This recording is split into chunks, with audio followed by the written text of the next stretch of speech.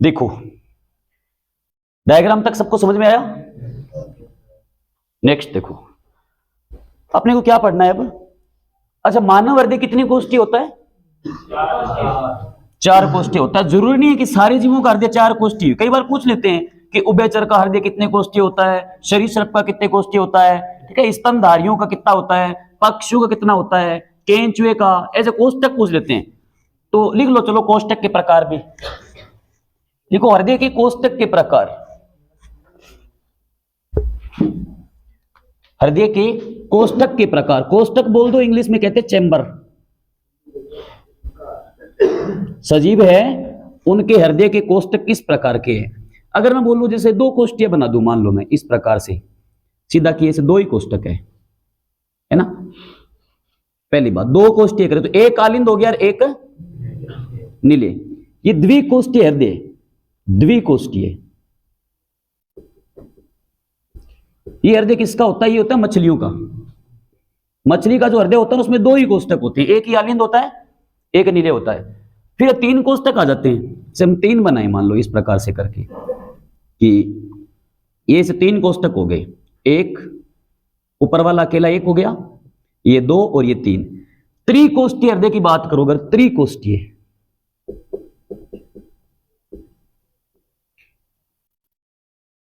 त्रिकोष्ठीय हृदय होता है उभयचर का। या फिर उभयचर ना आए तो जो सरीसृप होते हैं, रेंग कर चलने वाले, ठीक है।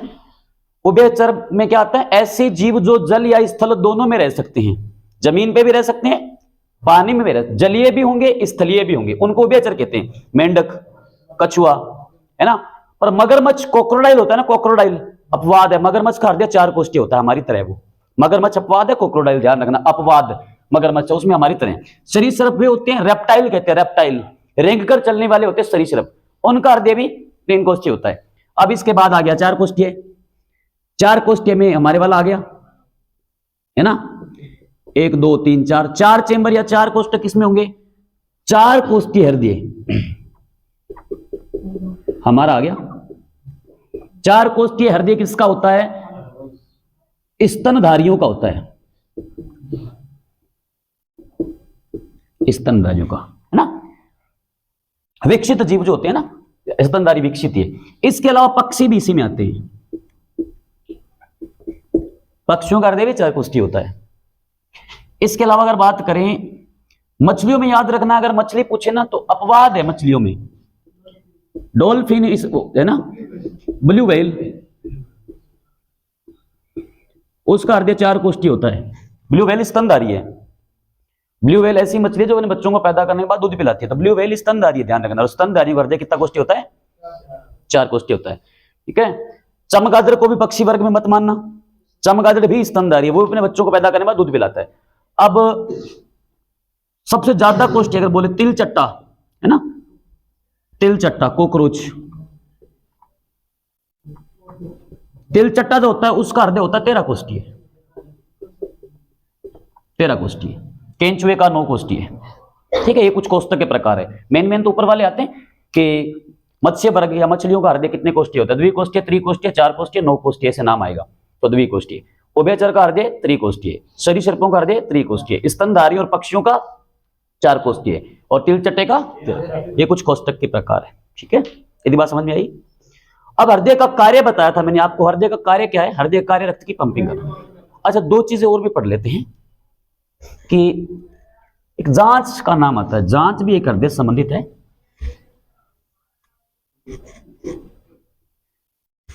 इको नहीं है, ईईजी होता है, इलेक्ट्रोइडियोग्राम या ग्राफ, वो मस्तिष्क की जांच होती है। ईसीजी होती है हृदय की जांच।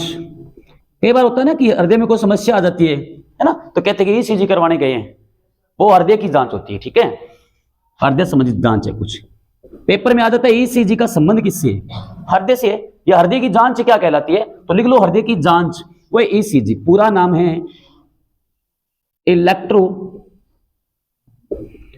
कार्डियोग्राफ या ग्राफिक, या कई जगह ग्राम भी लिखा हुआ, इलेक्ट्रोकार्डियोग्राम। ये क्या होते हैं? हृदय की जांच होती है। इसीलिए कार्डियो शब्द का उपयोग जो है ना, वो किसके लिए होता है? हृदय के लिए होता है, ठीक है, क्रोडियो नहीं, सॉरी कार्डियो, हृदय के लिए होता है। इसीलिए हृदय का अध्ययन क्या बन जाता है? कार्डियोलॉजी बन जाता है। हृदय का अध्ययन करना क्या कहलाता है?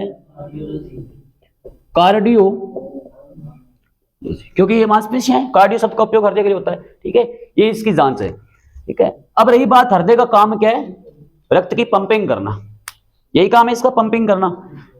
पंपिंग करेगा तो कुछ ब्लड का प्रेशर भी होगा। अब ब्लड का प्रेशर जो है उसको अपने शॉर्ट में कहते हैं बीपी, ठीक है ना। नॉर्मल ब्लड प्रेशर है तो 120 से 80 मिलीमीटर के बीच आता है ना, पारे के स्तंभ में 120 से 80 के बीच आया तो कहते हैं सामान्य रक्तदाब है, नॉर्मल ब्लड। ऊपर चला गया तो कहते हैं बीपी बढ़ गई, तो बढ़ी हुई बीपी कहते हैं हाइपरटेंशन, बीपी घट गई तो हाइपोटेंशन, ठीक है। अच्छा, धड़कन की ध्वनि, एक क्वेश्चन ये भी ध्यान रखना कि जो दिल धक धक कर रहा है ना, धड़कन की ध्वनि तो बताई थी मैंने आपको शायद, धड़कन की ध्वनि क्या कहलाती है? लबडब, लबडब। जो आप धक धक सुन रहे हो ना, डॉक्टर इसको स्टेथोस्कोप के अंदर सुनता है तो ये लबडब की साउंड होती है, इसको लबडब कहते हैं। पेपर में आता है लबडब की ध्वनि का संबंध शरीर के किस अंग से है? हृदय से है, ठीक है। अब क्या पढ़ते? धड़कन तो हमने पढ़ ली, अब पढ़ते हैं बीपी, ब्लड प्रेशर, रक्तदाब की बात करते हैं, शॉर्ट में कहते हैं बीपी, ब्लड प्रेशर या फिर रक्तदाब। अगर बात करें अपने रक्तदाब की, नॉर्मल कितना क्या होता है? देखो, ब्लड प्रेशर, डॉक्टर के पास बीपी चेक करवाने गए हो किसी के साथ? एक उपकरण रखा होता है या ब्रेकियल बांध के यहां से ऐसे हवा से भरता है भूमपुस से, है ना, उसके अंदर पारा भरा होता है, उस उपकरण का नाम होता है स्फाइग्मोमैनोमीटर, उससे मापी जाती है बीपी। नॉर्मल बीपी जो है ना,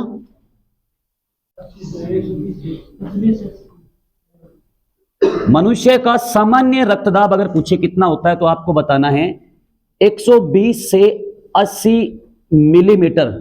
ऑब्लिक लगा होता है हाइग्रेशियम, इस हाइग्रेशियम का मतलब होता है पारा।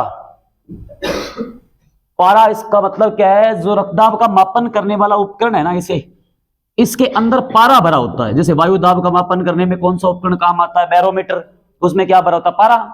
तापमान का मापन करने में कौन काम आता है? थर्मामीटर ना। डॉक्टर आता है, बुखार चेक करता है, इसे स्केल के मुंह खोल, आ करके इसे रख, फिर बंद करो, फिर इसे झटकाता है, इसे देखता है, उसमें पारा होता है।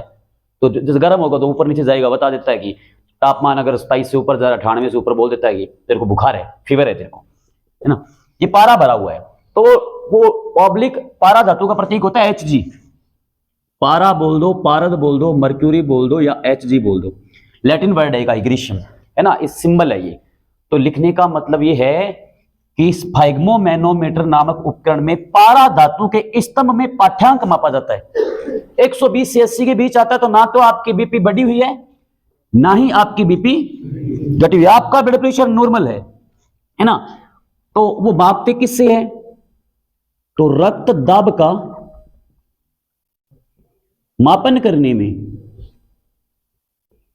रक्त दाब का मापन करने में काम आने वाला उपकरण या काम आने वाला यंत्र, वो उपकरण जो होता है उसका नाम होता है स्फाइग्मो मैनो। अगर पूछे कि स्फाइग्मोमैनोमीटर नामक उपकरण में कौन सी धातु भरी जाती है, तो धातु है का नाम है पारा धातु, इसके अंदर होता है, ठीक है। अगर रक्तदाब इससे ज्यादा हो गया, है ना, तो अपने नॉर्मल घरों पे कहते हैं बीपी बढ़ गई, बीपी घट गई। सामान्य बीपी बढ़ गई घट गई का मतलब क्या होता है? बीपी बढ़ना एक रोग है, डॉक्टर की लैंग्वेज में कहते हैं हाइपरटेंशन। बीपी घटना एक रोग है, हाइपोटेंशन। पेपर में कई बार पूछ लेते हैं रक्तदाब का बढ़ना क्या कहलाता है? रक्तदाब का बढ़ना ये क्या कहलाता है? तो ये कहलाता है हाइपरटेंशन। हाइपरटेंशन है ये। बीपी जो है ना, बीपी ये हाई हो गई, ठीक है ना। नॉर्मल तो इसके बीच रहनी चाहिए, 80 है, 90 है, 100, 110, 120 के बीच रहे तो कोई दिक्कत नहीं। ज्यादा हो गई तो हाइपरटेंशन कहेंगे, और अगर हो गई लो तो कहेंगे हाइपोटेंशन। रक्तदाब का घटना क्या कहलाता है? तो क्या कहोगे?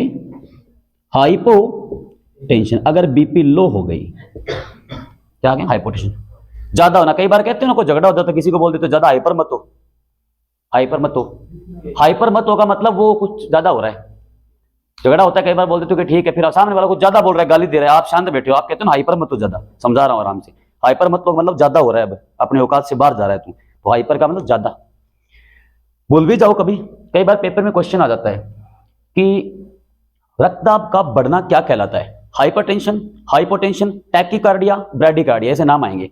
तो सीधी सी बात है, हाइपर शब्द का उपयोग होता है, देखो ये नाम पढ़ोगे ना, 1 2 3 4 5 6 7 शब्द आ रहे इसमें, ऊपर वाले में, ऊपर वाला 7 शब्दों का नाम है, 7 का, नीचे वाला 6 का नाम है। तो नाम बड़ा तो बीपी बढ़ी, नाम छोटा तो बीपी घटी। कई बार मिक्स हो जाते हैं कि हाइपोटेंशन है कि हाइपरटेंशन, तो बड़ा नाम बीपी बढ़ी, छोटा नाम बीपी घटी। अब क्या सबकी बीपी बढ़ती है क्या? सबकी बीपी घटती है क्या? नहीं ना।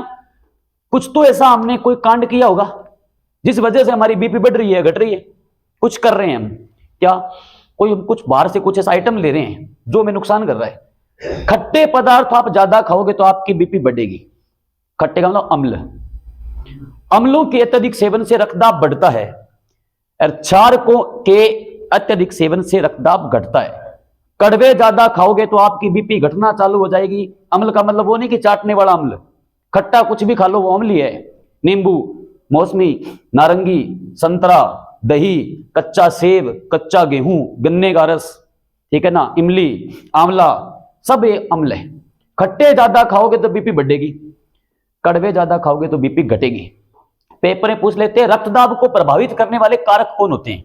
उत्तर होगा अम्ल और क्षार दोनों। अम्ल तो बढ़ाते हैं, क्षार प्रभावित पूछा है, प्रभावित तो दोनों करेंगे, ठीक है। तो किसकी वजह से बीपी में समस्या आती है? तो रक्तदाब को प्रभावित करने वाले कारक, प्रभावित करने वाले कारक कौन से कारक है जो बीपी को इंक्रीज करेंगे या डिक्रीज करेंगे या घटाएंगे या बढ़ाएंगे? तो 2 कारक प्रभावित करते हैं, अम्ल भी, क्षार भी। सारे जानते हो स्वाद में खट्टे पदार्थ अम्ल होते हैं, कड़वे पदार्थ क्षार होते हैं। अम्ल क्या करते हैं? बढ़ाते हैं, क्षार घटाते हैं, है ना। तो रक्तदाब को बढ़ाने वाले कारक, या ऐसे पूछे किन कारकों के अत्यधिक सेवन से रक्तदाब बढ़ता है? अम्ल, क्षार, लवण, मूलक, ऐसे नाम आ जाएंगे कुछ। उत्तर होगा अम्ल। और फिर घटते किसकी वजह से? अम्ल का उल्टा काम कौन करते हैं? अम्ल का उल्टा काम क्षार करते हैं, बेस करते हैं, है ना। एसिड तो बढ़ाते हैं और बेस है वो घटाते हैं। तो रक्तदाब को घटाने वाले कारक वो है क्षार। नोटिस किया होगा किसी की अगर बीपी घटी हुई है, गांव में कोई समस्या होती है, बीपी घटती है ना, तो ज्यादा खुशी अगर होगी तो उसकी बीपी घट जाएगी। ज्यादा अगर गम हो गया, कहीं पे कोई रोने धोने, कहीं मर्ग होगी मान लो, है ना, बहुत सारे लोग इकट्ठे हो गए, महिलाएं रो रही है, कोई ऐसी महिला होती है बीपी घट गई, डॉक्टर को बुलाओ, डॉक्टर को। देखा होगा ना, मर्ग वगैरह पे काम भीड़ भाड़ में से होता है। ज्यादा खुशी हो जाती है तो उनका ब्लड प्रेशर प्रभावित होता है, ज्यादा गम हो गया तो भी उनके लिए घातक है। तो जिनकी बीपी घटती है ना, गांव में काम करते उसको आप अम्ल खिला दो, सही हो जाता है। सुना होगा, बीपी अगर किसी घट गई, डॉक्टर का टाइम पे ना, तो थोड़ा सा अम्ल खिला दो, सही हो जाता है। कारण बीपी घट गई, कम हो रही है ना, अम्ल खिलाओगे। अम्ल करते क्या है? अम्ल करते बीपी को बढ़ाने काम, उसकी घटी हुई है, आपने अम्ल खिलाया, मान लो बीपी उसकी 60-50 थी, 60 चल रही थी उसकी बीपी, आपने अम्ल खिलाया, अम्ल ने बढ़ाकर कर दी 90, तो 80 से 120, सॉरी 120 से 80 के बीच नॉर्मल रेंज आ गई, सही हो गया। तो जिसकी बीपी घटती है उसको खट्टा खिला दो, सही हो जाता है। जिसकी बीपी बढ़ती है उनको कड़वा खिला दो, सही हो जाता है। नमक का घोल वगैरह पिलाते हैं गांव में, बीपी वाले को देखा होगा। तो ये आप काम कर सकते हो, डॉक्टर अगर टाइम पे ना आता है। पर ध्यान रहे, आपको पता होना चाहिए कि बीपी घटी हुई है कि बढ़ी हुई है। कहीं किसी की बीपी बढ़ी हुई है, तुम लोग देख कर कह दो ये क्या, ये तो मैंने पढ़ा है, इसकी तो बीपी घट गई, अम्ल लेके आओ, खट्टा लेके आओ, उसकी बढ़ी हुई है, तुम लोग ऊपर से अम्ल खिला दो, बढ़ के 100, मान लो 150 चल रही है, 1.25 चल रही है, तुम लोग और खिला दो, उसकी 250 हो जाएगी, को चाल तो रह लो, मेरी जिम्मेदारी को नहीं, समझ रहे हो ना। तो पहले पता होना चाहिए कि घट रही है कि बढ़ रही है।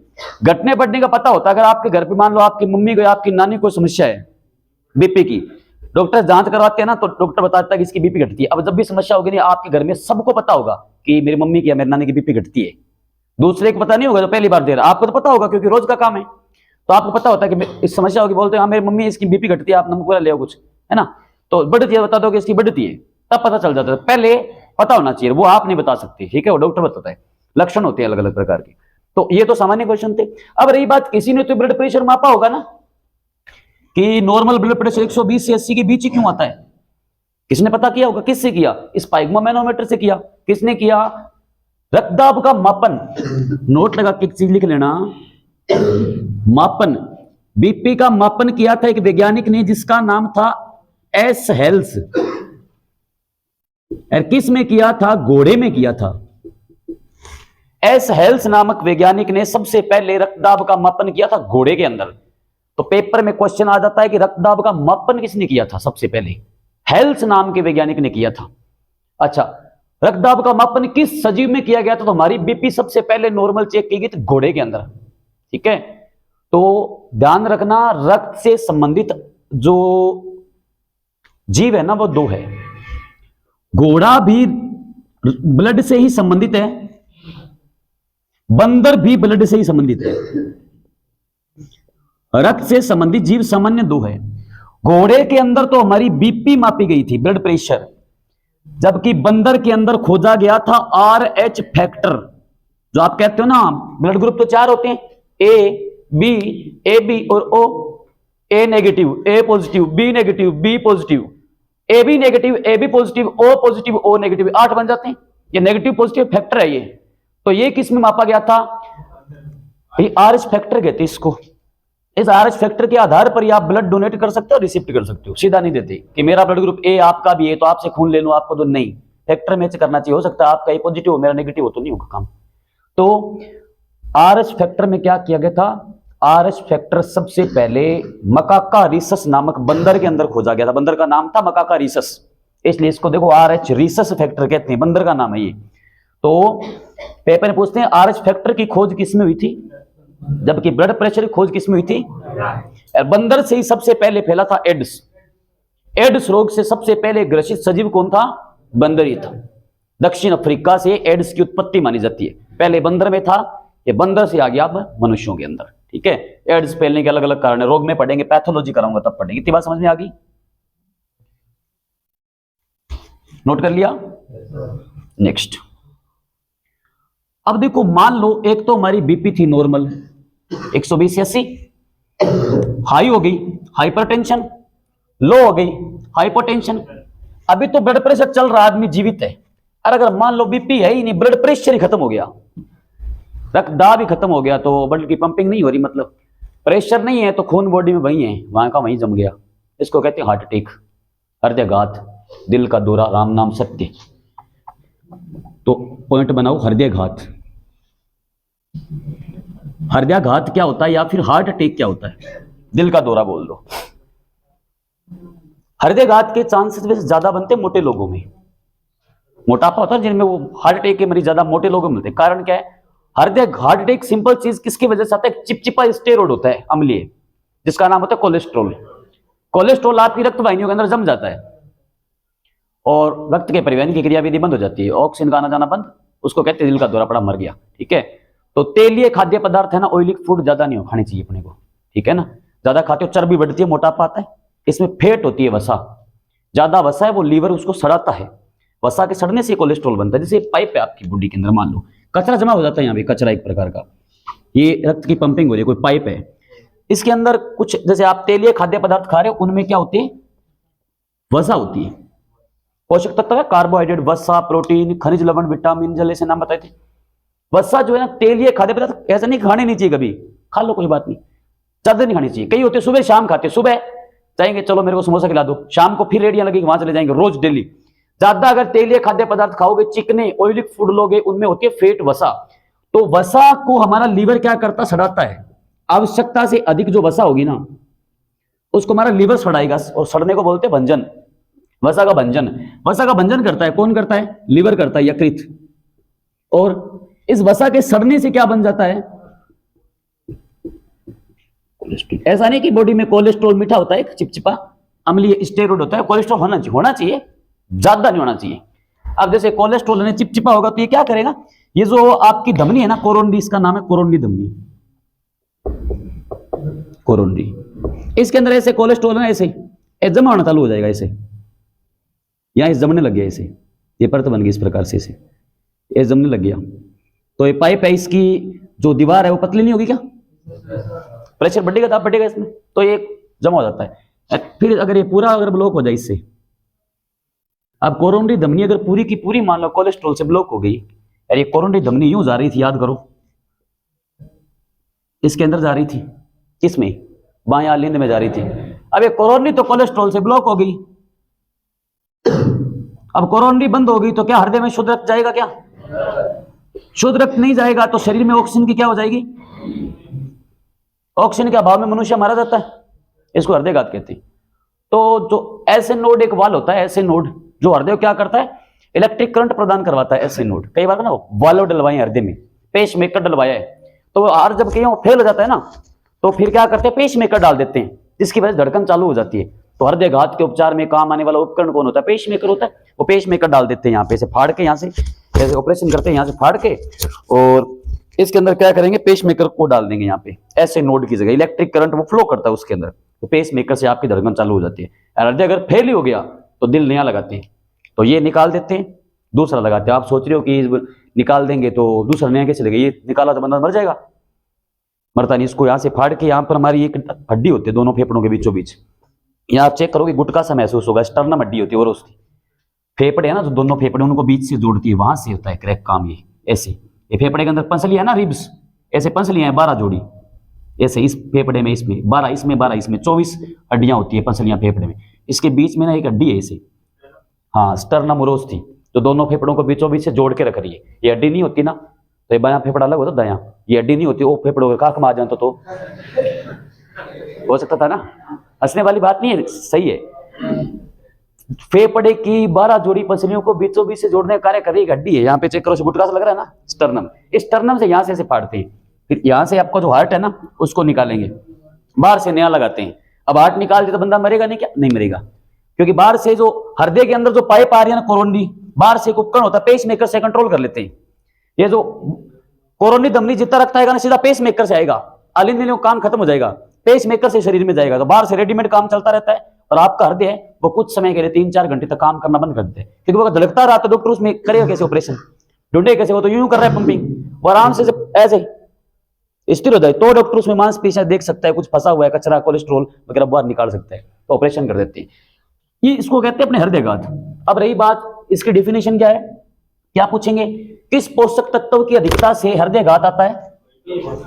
पेपर में कई बार ये पूछ रहे थे कोलेस्ट्रॉल क्या होता है, चिपचिपा होता है, और ये एक स्टेरॉइड होता है, जिम जाते लोग लेते हैं ना स्टेरॉइड, और ये एसिडिक प्रकृति का होता है। ऐसे पूछ लेते हृदयघात का संबंध किस रक्तवाहिनी से होता है, कोरोनरी धमनी से है, ठीक है, तो लिखो हृदयघात में कोलेस्ट्रॉल की अधिकता से, कोलेस्ट्रॉल की अधिकता से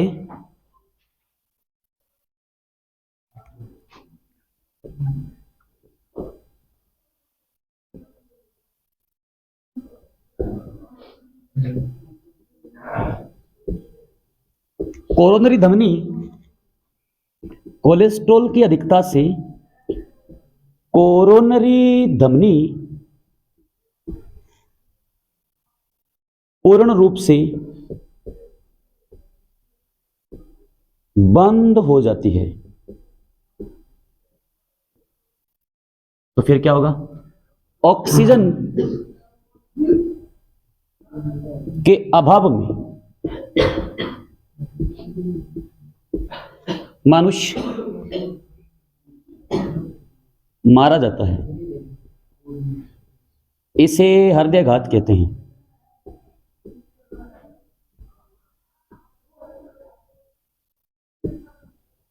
तो सबसे पहला क्वेश्चन, हृदयघात का संबंध किस रक्तवाहिनी से होता है, तो आंसर रहेगा कोरोनरी धमनी, या इसको कहते हैं फुफ्फुस शिरा। और किसकी अधिकता से हृदयघात आता है, और कोलेस्ट्रॉल क्या है, अम्लीय स्टेरॉइड, बोलेगा हार्मोन है, स्टेरॉइड है ना, ऐसा और कुछ 4 ऑप्शन डालेंगे तो उत्तर बोलना स्टेरॉइड। अब हृदयाघात आया, डॉक्टर के पास लेकर जाओगे, वो करेगा इसका उपचार। उपचार किससे? पेसमेकर डाल देते हैं। हृदयाघात के उपचार में काम आने वाला उपकरण कौन है?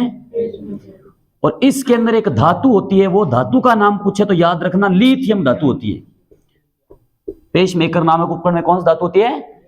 या हृदयाघात के उपचार में कौन सी धातु काम आती है? तो पेसमेकर का संबंध लिथियम धातु से है, और लिथियम सबसे हल्की धातु भी है, प्रकृति की सबसे हल्की धातु। धातु बोल रहा हूं, तत्व नहीं बोलना, तत्व तो हाइड्रोजन है, सबसे हल्की धातु भी लिथियम। भारी धातु सबको पता ओस्मियम होती है। ठीक है, ये था हृदयाघात। तो आपका टॉपिक था रक्त परिसंचरण तंत्र। ठीक है, सारी चीजें आपने पढ़ ली, इसके अंदर कोई चीज नहीं छूटी है। हृदय पढ़ लिया, रक्तदाब पढ़ लिया, धड़कन के बारे में चर्चा कर ली, कितनी कितनी धड़कन होती है वो पढ़ लिया, धड़कन बढ़ाने वाला हार्मोन पढ़ लिया, ग्रंथियां पढ़ ली, ब्लड प्रेशर पढ़ लिया, और हृदयाघात और धमनियां और शिराएं। ठीक है, इतनी बात समझ में आ गई। मिलते हैं ब्रेक के बाद, कल नया टॉपिक शुरू करेंगे नेक्स्ट क्लास के अंदर। ठीक है।